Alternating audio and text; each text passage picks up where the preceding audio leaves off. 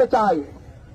এখন থেকে সদর দক্ষিণ উপজেলায় সুয়াগাজী বাজারে আর কোন চাঁদাবাজি চলবে না, কোন সন্ত্রাসী কার্যক্রম চলবে না, কোন ধরনের লুটপাট চলবে না, হিন্দুদের বাড়িঘরে হামলা চলবে না, মাদকের ব্যবসা চলবে না, চট্টগ্রামে হবে না ইনশাআল্লাহ।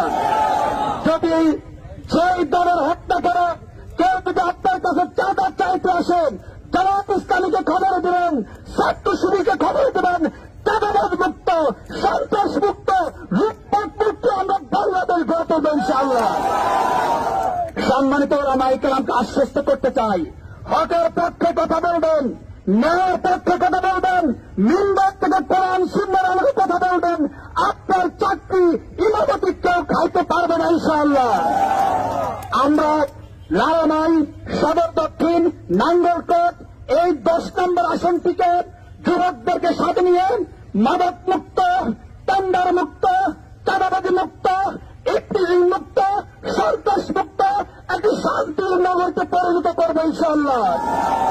জীবন বাজি রেখে বিগত 16টি বছর লড়াই করেছি।